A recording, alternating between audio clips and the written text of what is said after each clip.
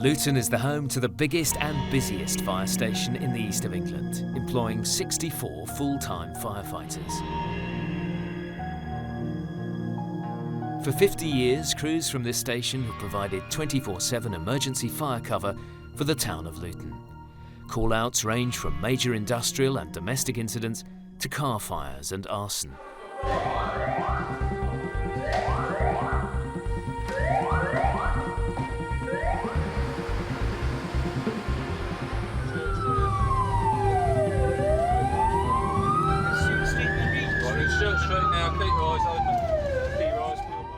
There are 2 pumps, one of which is now on its way to the first emergency call of the day.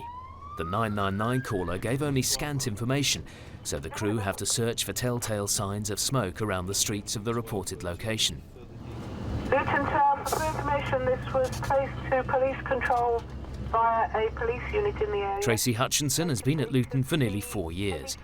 She's one of 9 full-time female firefighters working for the Bedfordshire and Luton Fire and Rescue Service. On the way to shouts, you'd be thinking, depending on what shout it is, what you might come across. If it's a fire, then you'd be thinking, do I know what the building is? Do I know what it's used for? So it's just run through scenarios about what it might be when you get there. But the worst thing you could do is make a plan of action, because inevitably it'll always be not what you expected. The smoke and its source are still proving elusive. Yeah, this one here on the left here. Yeah, I'm just pulling in, Andy. It's a definite bonfire, Nick. Fire found. The next issue is access. Yeah, he's got someone around the front.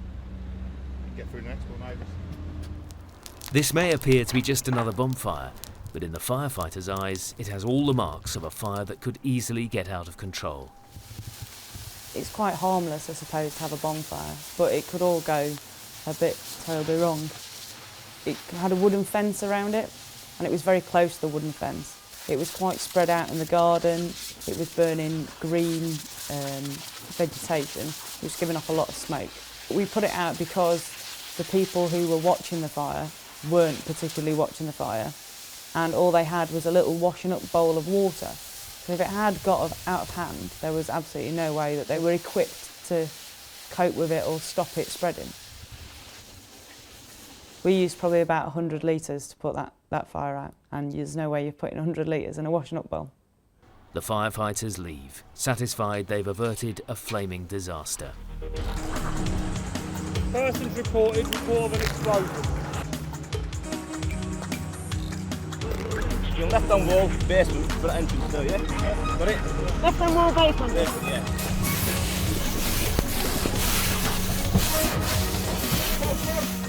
Back at the fire station, White Watch embark on a drill to rescue suspected casualties trapped in a simulated house fire.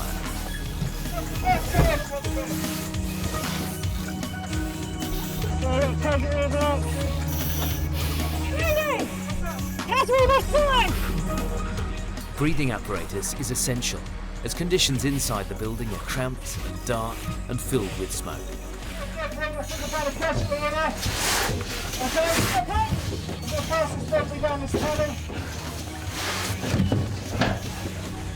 A fitness enthusiast, Tracy Hutchinson is undaunted by the physical and psychological challenge of the job. And there's many a time that you go to a job and it is quite dangerous, but you don't really get a chance to process it because you've got all these other things that are going on. You know what you've got to do, and you just go in and do it. And it's only sort of like afterwards, like you'd be sitting, maybe eating something around the mess table, and you just think, hang on a minute, that was a bit dicey, that was. But you just don't really, you just go into sort of autopilot. You're just doing your job at the end of the day. Where was this one? Safe spot. It's quite enclosed. It's hard to move around because your cylinder gets caught in the ceiling. We got some debris, and the debris was blocking a tunnel, so we could get around the other side. There was one casualty at one end and one casualty at the other. So then we just removed the debris, moved it into a tunnel that we'd already searched, and then continued searching the rest of the tunnels. If drills like this seem a little artificial, they do keep the firefighters up to scratch. None of them are strangers to the real thing. I've crawled down a storm drain before because some kids had lit a fire at the end, and the only way we could get to it was like crawling down a storm drain. Like Tracy, Richard Portlock has clocked up nearly 4 years' service as a firefighter, and like her, is undaunted by the idea of getting into difficult situations. What we try and do here, it's a very safe environment. We had 2 people, sort of safety officers, watching this to make sure that we was doing all right. So we try and simulate the hardest drills that we're ever possible to encounter, like rooms full of load of rubbish and sofas and things, and have to pull those out. And we use the tunnels and basements to make us better for when we get out there and have to do it for real. Drill finished, it's time for a meal in the mess, which at Luton Fire Station is on the 3rd floor. It's not long though before White Watch get a shout. It's all hands to the pump as fast as possible. The station's quite big, it's on 3 stories, and there's 4 flights of stairs to get up to the top deck. So we still use the poles. It's obviously more safer to slide down the pole than it is to run down 4 flights of stairs. So if we're at the top deck, we've got 2 pole drops, and the watch is about 16 strength, so any one time you can have like 12, 13 people going down 2 poles.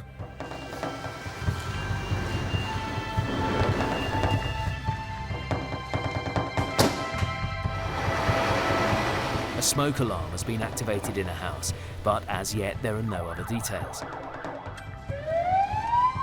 For Richard Portlock, travelling under blue light is the realisation of a childhood dream.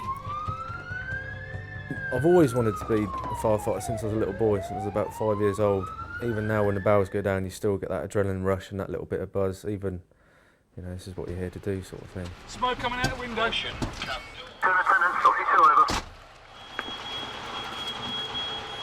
It's your house, is it? Yeah. Yeah, you live alone? Your dinner, mate. It's not long before the crew find the source of the smoke. The occupant had started cooking his supper. It was an oil pan, so it could have gone up and set fire to his kitchen, but he put some cooking on, went outside, the door shut behind him, so he got locked out. The oil pan started to smoke, set the smoke alarm off. The immediate danger now over, all that remains is to get the smoke out of the house. Without a smoke alarm, the story could have been very different. It's a message the fire service is keen to get across. People don't understand the importance of them. We've been to so many houses where there's smoke alarms on the ceilings or on a ledge, but they're not connected, they haven't got any batteries in, or people don't test them. You know, a smoke alarm without a battery is useless. You can't stress to people enough the importance of seconds that it's going to give you in a fire. Once that's all cooled down, empty your pan. Listen, just take it with you, right? No, we don't want to eat that. You can have it. Look.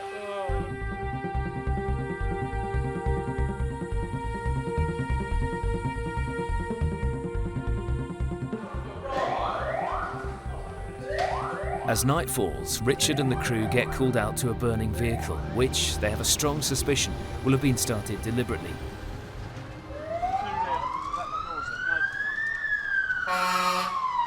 Always fold them in.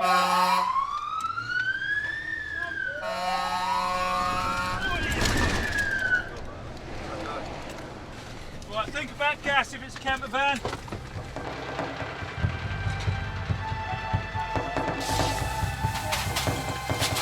Aside from the danger of the vehicle's fuel tank exploding, camper vans are likely to have bottled gas for a cooker. In a fire like this, it's a bomb waiting to go off. The other thing the crew is concerned about is what's in the fuel tank, petrol or LPG, liquid petroleum gas. So we're just checking at the moment with the thermal imaging camera, and it's working for an LPG camper van of oil, so it's gas and petrol. This is a normal sort of problem we get. We turn out to what looks like a normal minibus, and as you can see, it's a homemade LPG, so they're running fuel in it to be more economical. So potentially you come into a fire like this and it's actually, you know, it's a bomb in the back of the motor. The flames may appear to be out, but red-hot metal could easily reignite any unburned bits of seat or upholstery remaining in the wreckage. So firefighter Sean Masters gets out the thermal imaging camera. See if there's any hot spots. Strange enough, when we turned up again, it didn't show too hot, so which was a good thing. Only scare we had was around the manifold at the top. But it's nice and cool now, so that's cool. It seems the crew arrived in time to prevent what could have been a major explosion. It's a good result.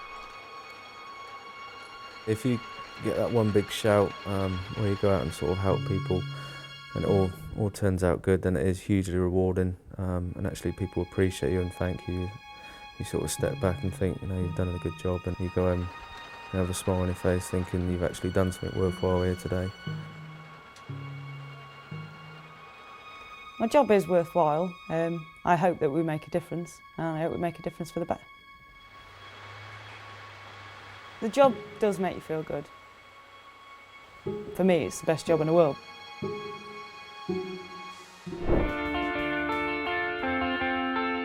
Kempston Fire Station is a few miles to the west of Bedford. It's one of 14 Bedfordshire fire stations serving well over 500,000 people in the county. Kempston's fire engine turned out over 1,200 times in the last 12 months. For incidents ranging from fires to road traffic accidents, from cats stuck up trees to malicious false alarms. Hello, gate control, can I help you? The communication centre here at Kempston directs the 999 calls for the whole county.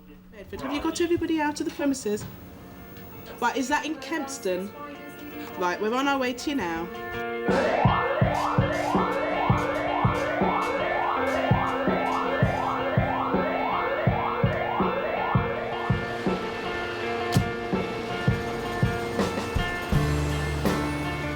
Tonight, it's Green Watch who respond to the call. On the roundabout, turning left. Driving the pump is firefighter Bob Telfer, who's been a firefighter for 20 years. Driving a 12.5 tonne vehicle at speed, it does take it out of you. Narrow streets, it's luck and judgment and it's experience. The fire is in a terrace house in a very narrow street. Luckily, Bob is able to stop the pump right outside. So go ahead with your message over. Yeah, just send an informative, out on arrival. The first job is to get everyone out of the house. The owner took in some smoke, so the firefighters give him oxygen. You feel okay? The incident commander is Green Watch's sub-officer Simon Marlowe. FDR 1 Alpha. So as the watch commander, I'm sort of like the daddy of the watch, for the want of a better way of saying it, and it's my job to sort of like encourage the teamwork. When you've got a good team working together, it's great for the public. If you turn up to a road traffic accident and everyone knows what each other's thinking because they've worked together well and they get on with each other, then that's a better delivery for the public. Happily, this is an incident which concludes with little more than a burnt evening meal.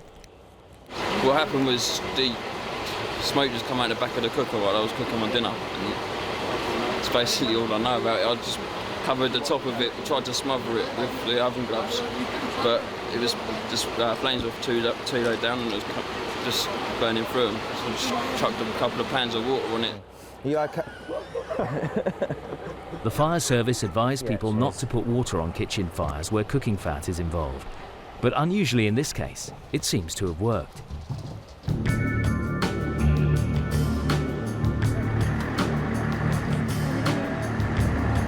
Back at the fire station, Green Watch embark on a training exercise to free a trapped driver from the wreckage of an RTA, a road traffic accident. We're starting to get the glass done, okay? What, Joe? As soon as they've started taking the glass out, just follow the glass. Yeah. Right, okay, yeah. Right, can you set the O2 stuff up in the back and stick it on the casualty? Yeah, sure.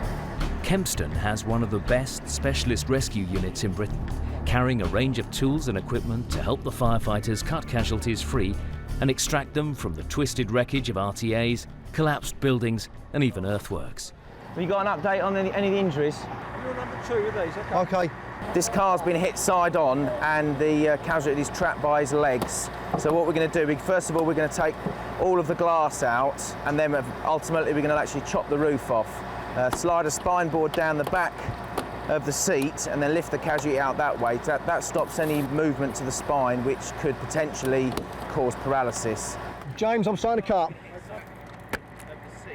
We do practice for road traffic accidents on the drill ground. We've got cars that we can cut up. Jerry, can you take the struts off of the boot? And if you can practice it to get it perfect on the drill ground, when you come to do it, when you need to sort of rescue a member of the public, then everything goes smooth. Just want to open up, see what we got. Right. We can open up a small gap from 1 inch wide up to 5 foot wide. We can cut, remove vehicles, parts, open doors. We can cut virtually anything with our equipment. We carry oxyacetylene equipment that can be used. Yeah, okay, cutting now. Is it all clear? Yeah, right, okay, let's take it forward. Phil, get the volley shield. Sometimes, obviously, we're faced with fatalities at these, and we've also got a live person in the car as well, and you've got to treat them very sensitively, because sometimes they're aware that the person who was in the car with them is a fatal, which is obviously very distressing for them. Head lift. 3, 2, 1, lift. All fire crews practice extracting casualties from RTAs on a regular basis. Ready? Yeah, go. 1, 2, 3. It's a skill which always must be maintained at a very high level. Rest. Little did Greenwatch know that within 2 hours of this exercise, they'd be doing it for real. Lie down, guys. That's it. Kempston 12 for your mobile to Jubilee Park. Unknown fire, but possible moped. Received, over. But first, there's a turnout for another fire. The first turning off the Southways nursery. Finding the park is easy. Squeezing the pump through the narrow park gate is more challenging. If Bob's any good at driving, we might be able to. Right, squeeze. Breathe in. There's an old skateboard park down here, and the kids try and get in here obviously at night time and play, and then get bored and then set fire to something. Right, get a hose reel off. Fires is down here. All's pride and joy ruined. Give it a good soaking, Gabby. Just give the tyres a good wet down, and I'll go and have a look in a minute. Yeah, I'll send the stop message over. Whoever set fire to the moped is well out of sight, but with the fire out, Simon must now find some identification. There's not a lot to go on here. Then it's back in the pump to return to Kempston. But before they can get back into the fire station, another call-out is flashed over the radio. To report a road traffic accident, Shuttleworth Road, Bedford. When we go to road traffic accidents, if there's a lot of cars involved and there's a lot of casualties, I have to prioritise which casualties we're going to treat first with the resources that we've got. Okay, traffic lights are on red, going straight over these traffic lights, taking speed out of it. As for dealing with the casualties, you tend to switch off. Because you don't know them, you don't get personal with it, and that lets you get on with the job. And it's only afterwards, particularly if it's like children or something like that, when you can identify if you've got children of your own. Right, okay. Is there an airbag on this? I've got to try and find out how many people are in the van, and if there's anybody else involved, because sometimes people get thrown clear. No one else in the van then? Just me. Just you, yeah. The driver confirmed that there was no one else involved, and so then all we're doing is concentrating on that guy there. I've squeezed his car so he can feel it. Yeah. Right? But he can't move his leg out of that gap, so we just need to push a bit of the dashboard away from him and he's free. Right, okay, just get that glass out of the way that's over there. Right, all I'm doing is putting the blanket over here. I'm going to smash the window, okay? Yeah. Right, smashing. Can you push it this way? Can someone get me head in there just so I can have a quick look? Yeah, well, yeah. When we go to road traffic accidents, we meet a lot of the same paramedics, and sometimes we get to know them by first name. Yeah, all right. Okay. And if you can establish a good rapport with the other services, even the police as well, then everything just goes that much smoother. Steve, just get your hand in there, see if you can feel to get the sling, the chains around the steering wheel to see if there's enough space.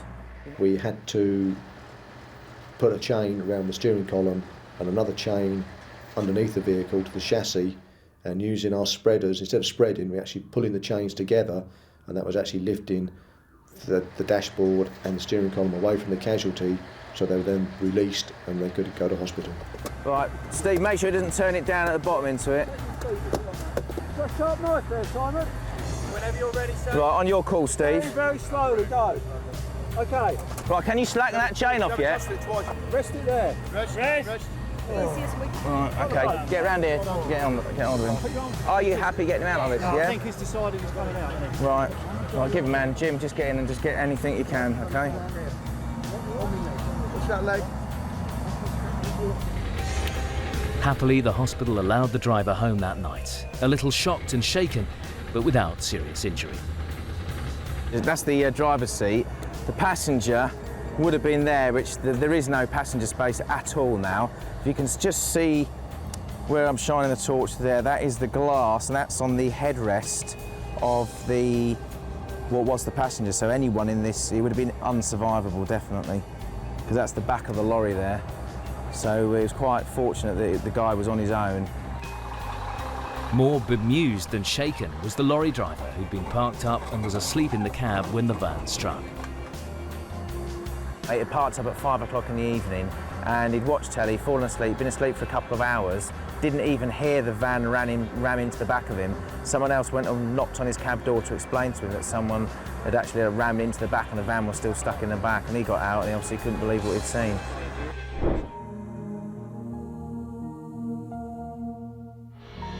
Motorway Fire Station, Northampton, and Greenwatch are on duty. This is one of 22 fire stations in Northamptonshire. There's one pump and the county's only specialist emergency rescue tender.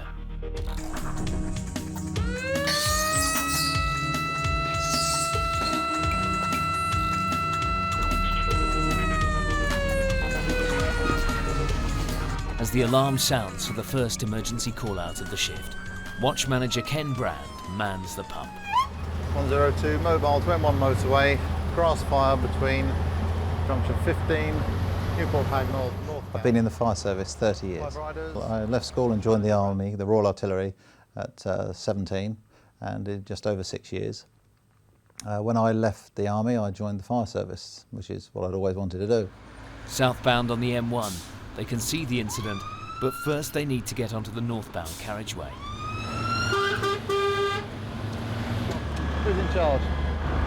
Station manager, Harrison. Yeah. We've got 2 big cattle feeders underneath. Yeah. We've put one out already, we'll move it back this way. Just need your water really, okay? Yeah, okay, we'll transfer that. We found out that there was actually a tunnel underneath the M1 where a farmer actually has some cribs that he puts hay and straw in to feed his animals, and it was this feed that had caught fire. It was creating a lot of smoke and causing some confusion and some danger on top of the motorway. One of the problems we have with fires next to the motorway is the smoke spreading across from whatever fire it is and causing a hazard by obscuring the vision of drivers. Getting down the motorway embankment is something of a scramble, but with the hose reel hanging over the bridge parapet, the fire is soon under control. Connecting tanks with the other fire engine, Motorway's pump provides the much-needed water. This is 1,800 litres we'll transfer across.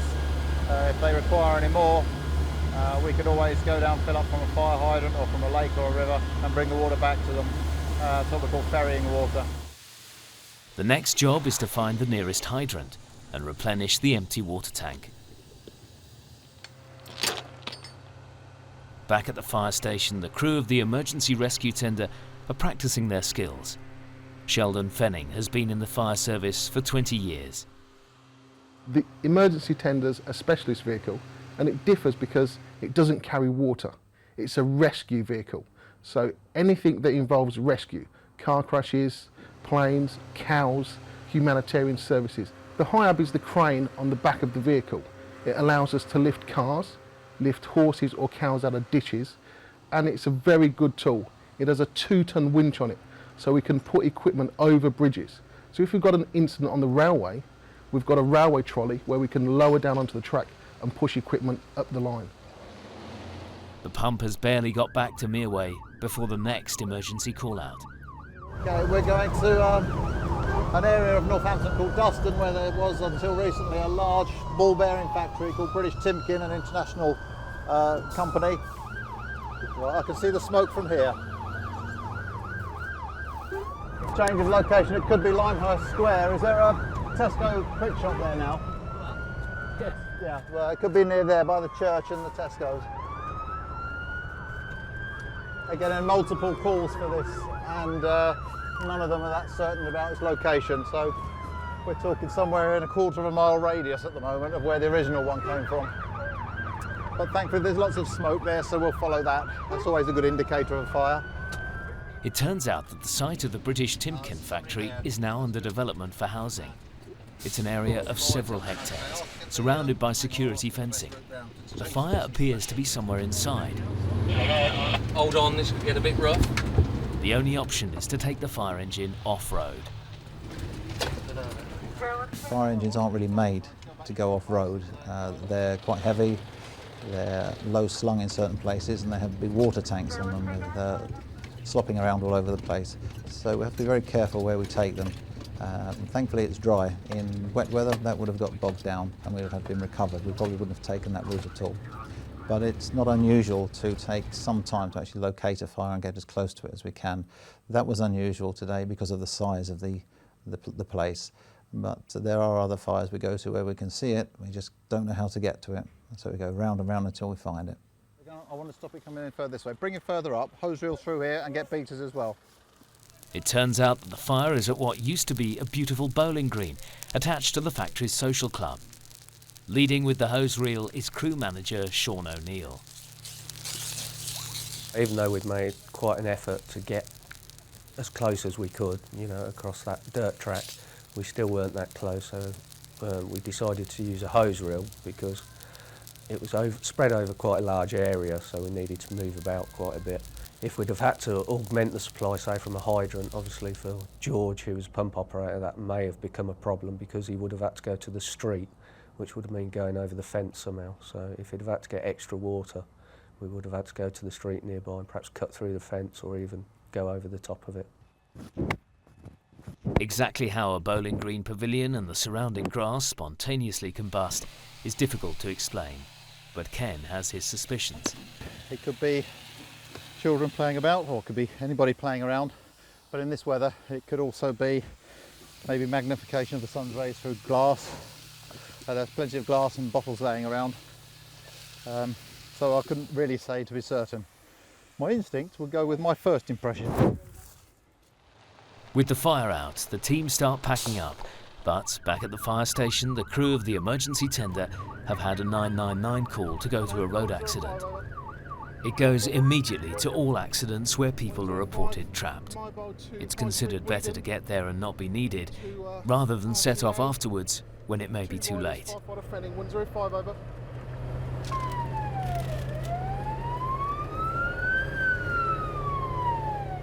It's the wrong time of day to have to get through the traffic. This makes it all the more challenging for driver Mark Notley.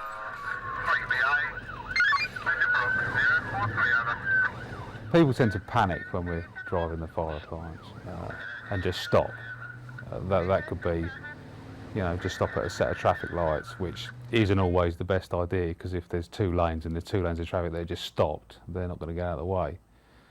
Obviously we don't want people to endanger themselves, but try and get out of the way for us, but in a safe manner. As they get closer to the accident, a message comes over the radio advising them that the emergency tender might be needed at another accident. At the moment we're going to one RTC with one person trapped. At the same time there's been an RTC on the motorway involving a lorry and a person possibly trapped underneath the lorry. If we get to the first one and they get them out, we may still get a detour to the other RTC.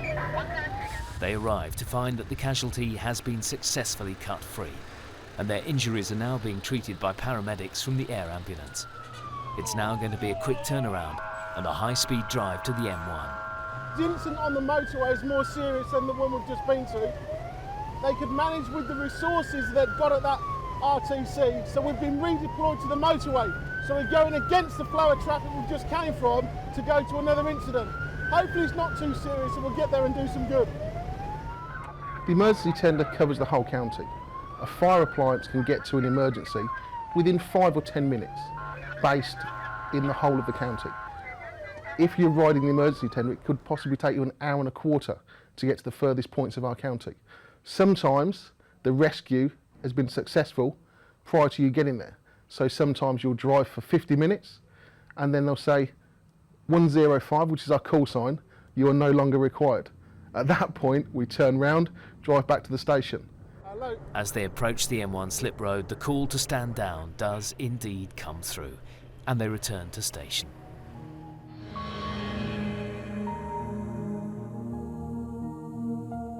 Darkness falls, and all seems quiet, but not for long.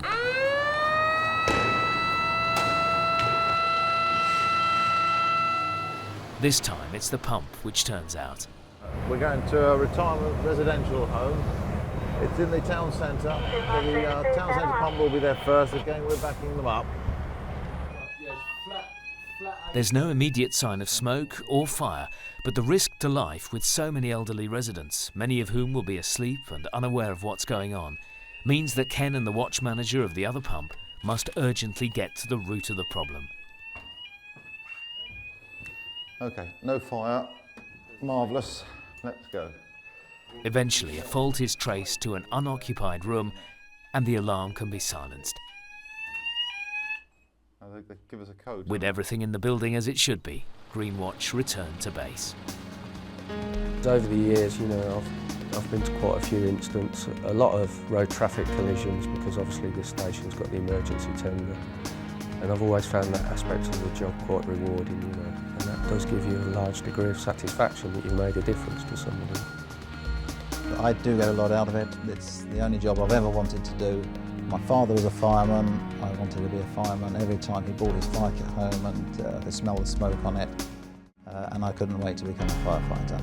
And when I did get in, I was quite happy to stay here for the rest of my life.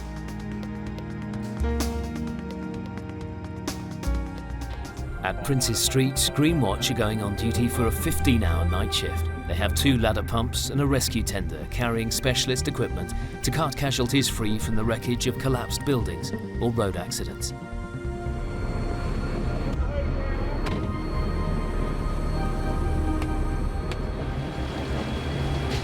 Watch manager Dave Edwards, a former paratrooper who now has 14 years' experience in the fire service, has decided to mount an exercise to free a trapped casualty from an upturned car.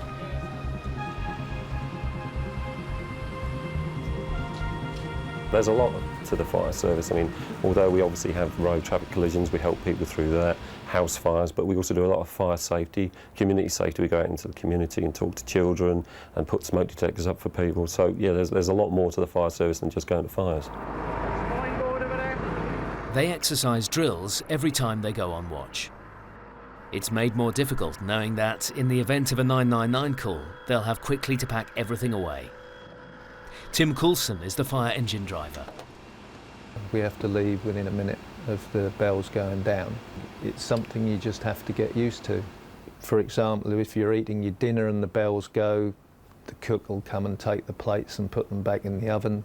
If you're drilling, you have to get the kit away as quick as you can to get on the truck and go. But at the end of the day, it's what we're here for, and it's the way of life, isn't it, of the fire service. High-pressure hydraulics provide the power for the cutters to tear through the side of the car.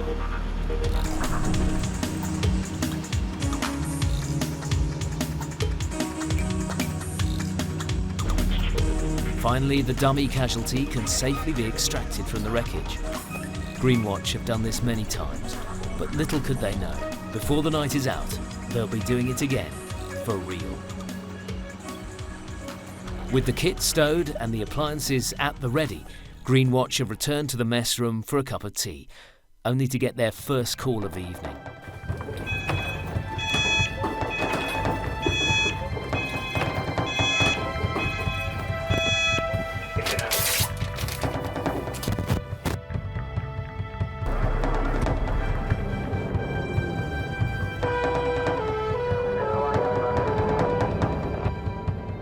Driving the narrow streets of Ipswich is no easy task in a 12-ton truck travelling at high speed. You get people who just don't realise you're there at all. and you can sit behind them for a long while because you can't get past because of oncoming traffic, and others just do the unexpected, which would be brake very sharp, stop opposite an oncoming car that is stopping, so you just can't get through the gap. You just can't tell what they're going to do next, basically. You two just come and get ready in case we need you, yeah? No one living here, though. Arriving at the scene, it appears that no one is at home. Through the letterbox, the firefighters can see flames in the hall. They decide to break down the door.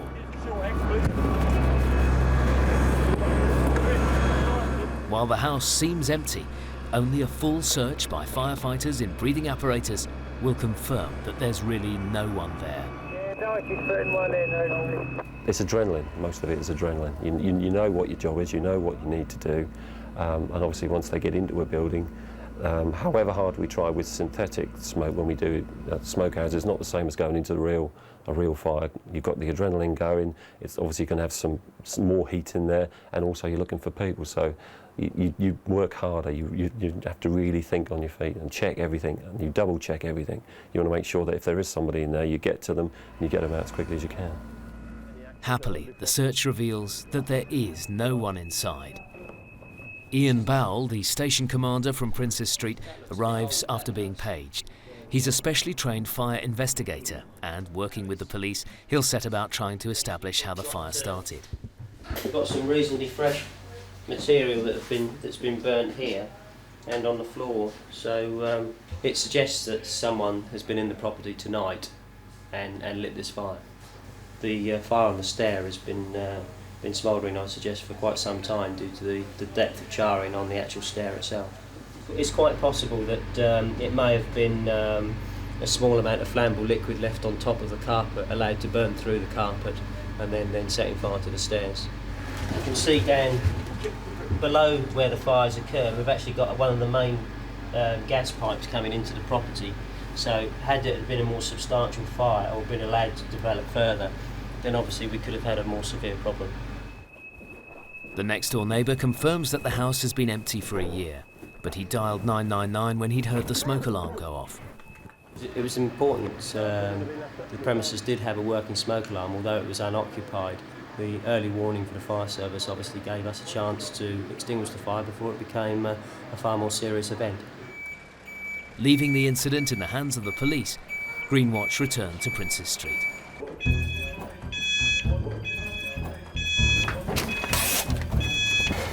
Road traffic collision, Vauxhall Stadium. Mobilised with headquarters 01 and 02. For this next call-out, the incident commander is leading firefighter Darren Cooper.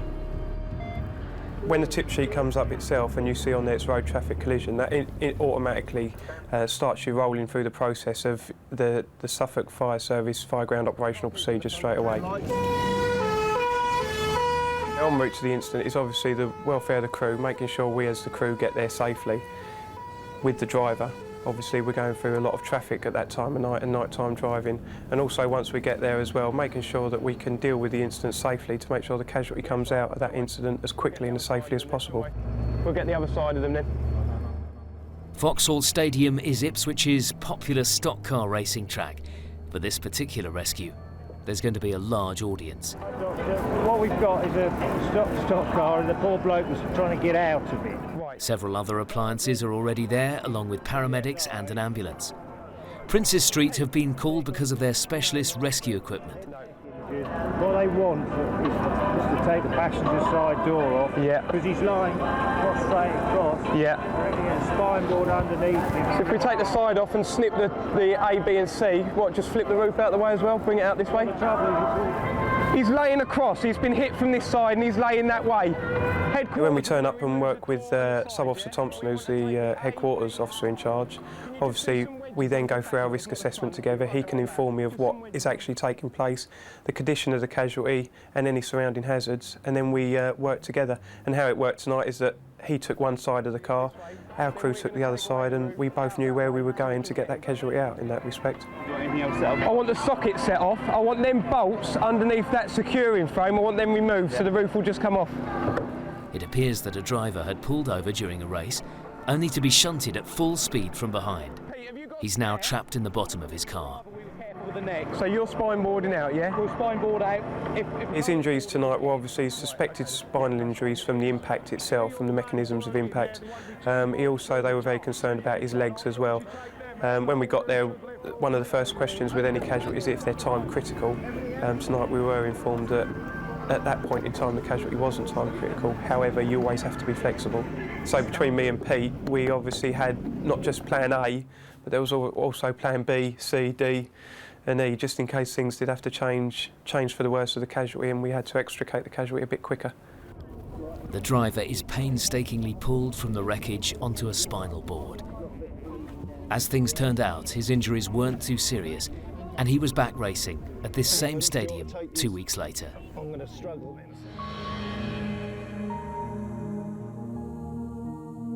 Back at the fire station, all is quiet. The watch have turned in, although some sleep in their clothes and most are only dozing.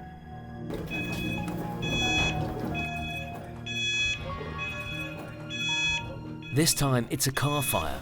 The firefighters of Ipswich are no strangers to this kind of incident, but even so, the possibility of exploding tyres, or worse still, a tank full of petrol, is an ever-present hazard. Prince Street 01, committed to incident, over. Prince Street 01, receiving out. Mark, get the lights up, yeah? At the end of the day, it's a measured risk.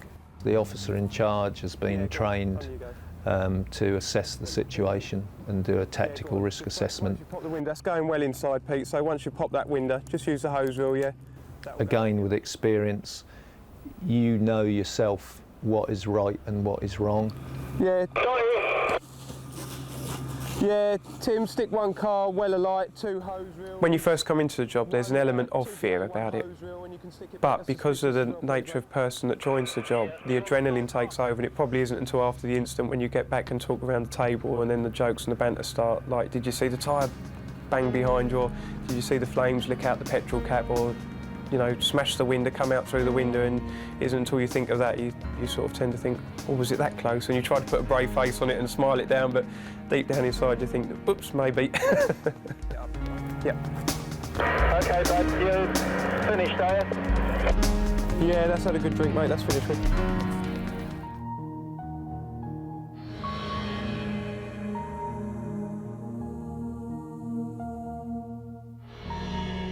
Luton Fire Station and White Watch parade prior to going on duty.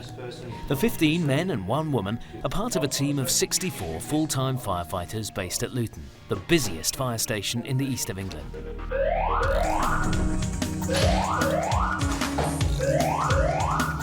The familiar wailing of the alarm hastens White Watch to man the pump. They'll leave the fire station within 60 seconds of it going off.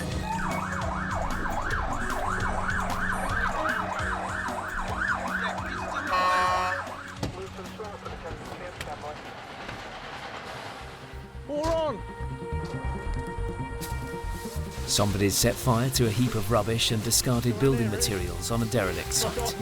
Left to burn, it will shroud the nearby houses in acrid smoke. There's a lot of nasties in here. For Richard Portlock, fires like this follow a familiar pattern. We get a lot of rubbish fires, a lot of bin fires, a lot of arson and things like that. Sort of people just fly tipping, and then someone comes along and just torches it. That's a lot of jobs we sort of get, and skip fires and things. Step away a minute, Nick, I'll fire it from this side. I'll get in this hole here. It's obviously been here, dumped a while, just accumulated, and I think we've got it now. If you look at it, it's just steaming off a little bit, but I think we've got most of it. It was just deep-seated really at the bottom, so that's why we had to rake it all away. To keep their skills in shape, White Watch take part in an ongoing and rigorous programme of training. The scenario for this exercise is for White Watch to hunt for casualties amongst the stores and floors of a burned-out shopping centre. The training is the same for both men and women, which, according to Tracy Hutchinson, is just as it should be. It is a male environment, but I knew it was a male environment before I joined. As if you're just willing to do everything that everybody else does, I'll just plug in like every other one of the lads. I've got my strengths and weaknesses just like everybody else's. The search teams don breathing apparatus as they would if this was a real fire.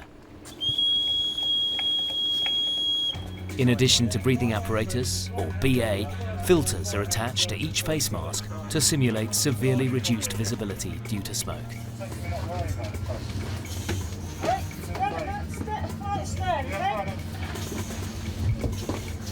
Turning right.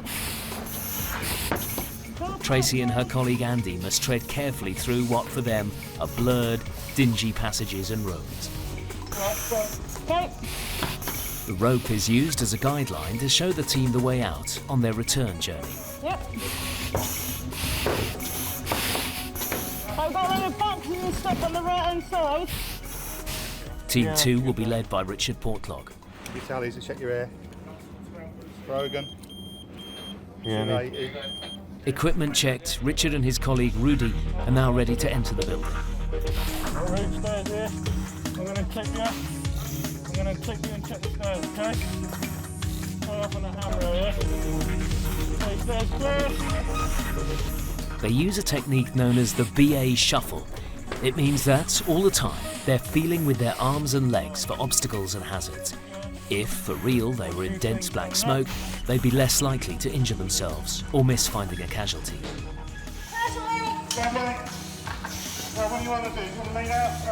Tracy and Andy are now deep inside the building. You got him? Okay, move forward.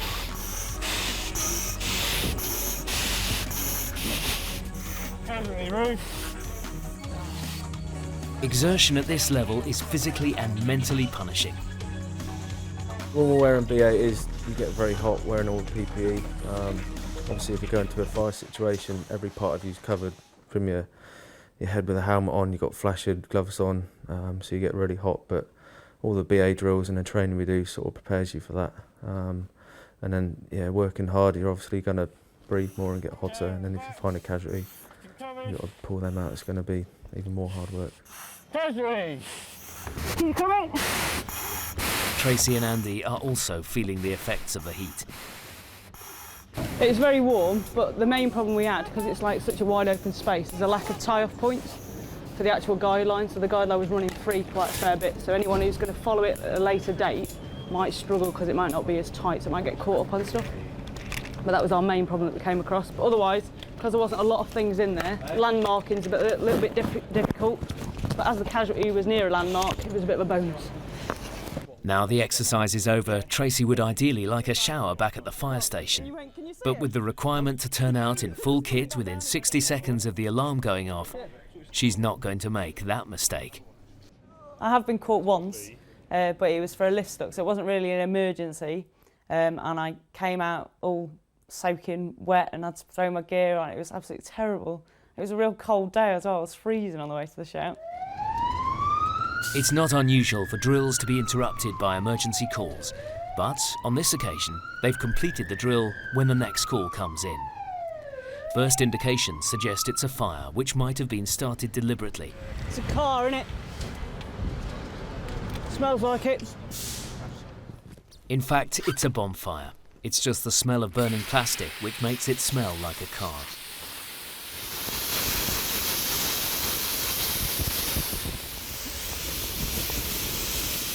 Do you want to pull all that plastic off? Oh. I'll tell you something, you don't want a lung full of that. It's not just the burning plastic polluting the atmosphere that's causing concern. The fire is next to a railway line.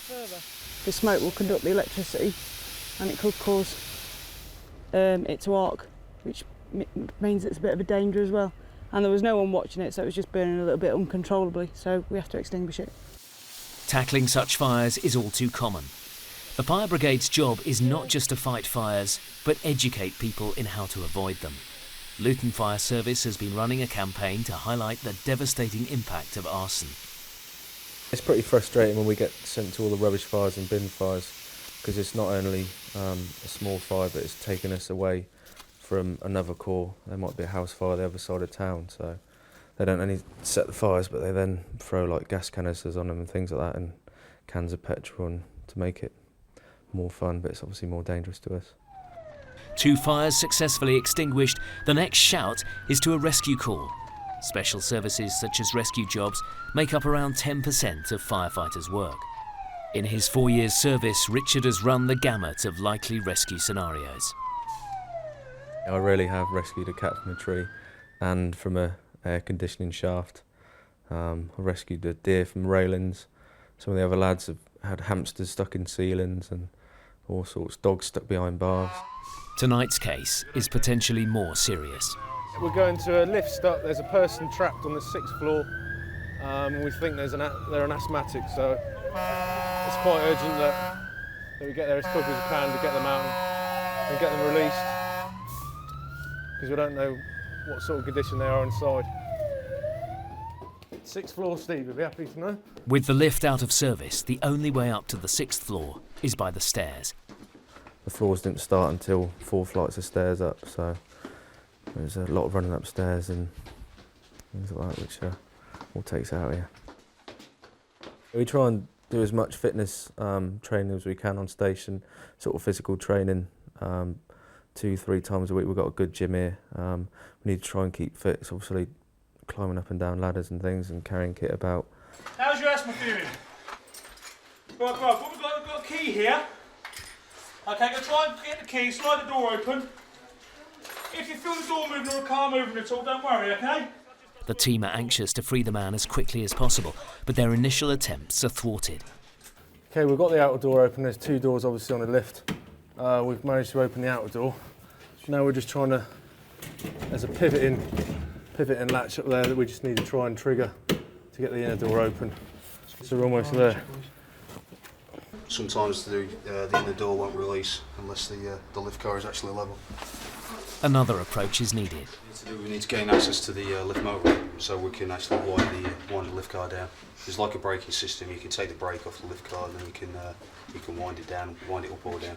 Finally, the team managed to prise open the door, revealing the cramped cubicle in which the man had endured over half an hour of incarceration. The man trapped made a quick getaway, but was grateful for his release. In Richard Portlock's experience, that's not always the case. We went to a flat fire once where we found a casualty. I think he was drunk, laying on the sofa, passed out for alcohol, and he'd been cooking, left something on the stove. We got there, flat fire smoke was issuing through the seals on the door, so we had to break the door down, go in there, found him laying on the sofa, pulled him out, took him out, gave him some oxygen. Luckily he came round again, so he wasn't, he was fine. And then he had a go at us for breaking his door down. Such ingratitude, though, is rare, so the firefighters remain undeterred. I just really enjoy doing the job, so I come to work and I go home thinking, I wonder what tomorrow will turn up. You never know what's sort of around the next corner. I mean, we could get a shout now any minute, or we could get called out to anything, so it's always that sort of not knowing what you're going into and challenging job and just helping people, really, sort of serving the community.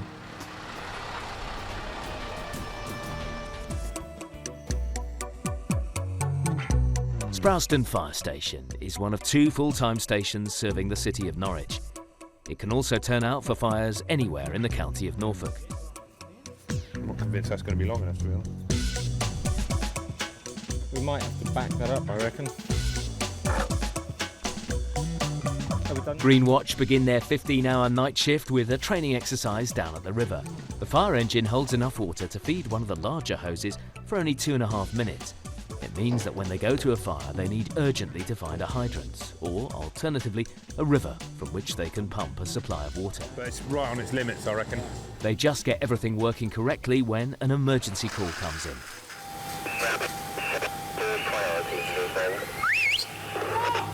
There's no time to pack away the equipment, so Green Watch's sub-officer decides to leave it behind, with one firefighter as a minder.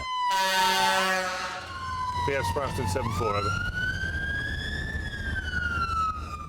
Mac, do you want BA for this? Crew manager is leading firefighter Emir Goff. No sign of anything yet, is there, Mac? No. You never really know what you're going to turn up to. The adrenaline can be absolutely flowing around your body because you just at the end of the day you just do not know what's going to be there for you. The radio reveals a call has come from someone at a block of flats who spotted smoke and flames coming from a skateboard park. Not terribly spectacular. Yeah, can we just run a hose? Green Watch's sub-officer is Richard McGonigal. In terms of deliberate fires, they definitely seem to be on the increase. The perpetrators of this kind of vandalism probably see there being very little harm in it.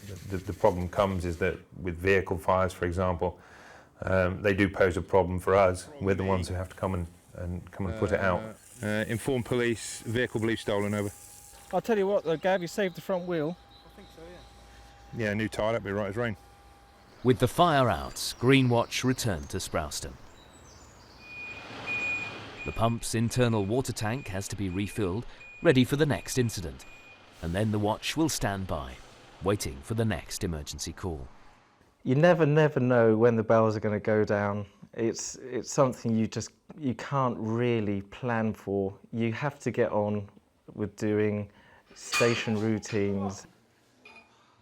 If the bells go down when you're caught sitting on the throne, you've just got to get on with it, basically. Fortunately, that has never happened to me, but I do know people, and I've worked with people who I've seen struggling whilst running towards the appliance.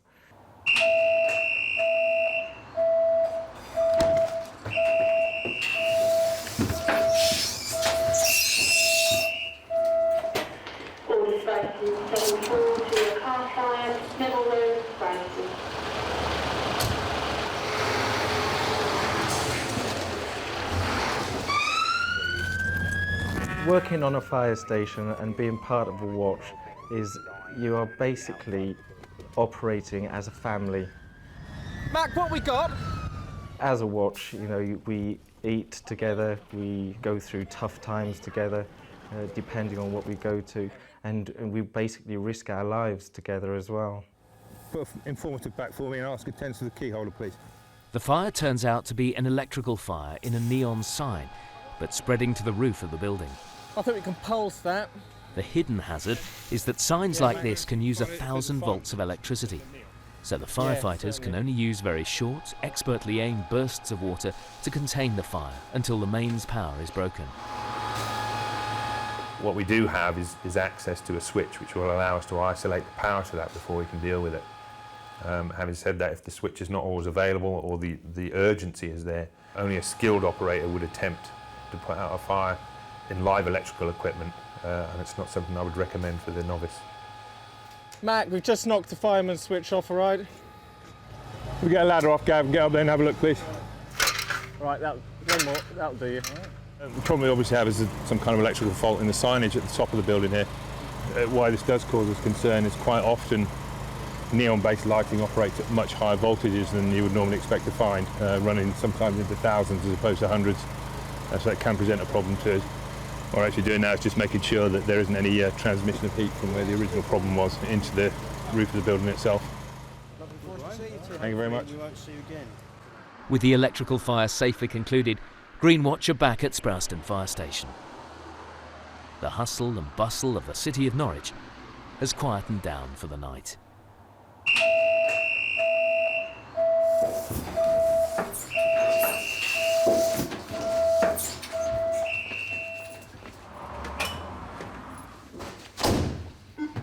All aboard.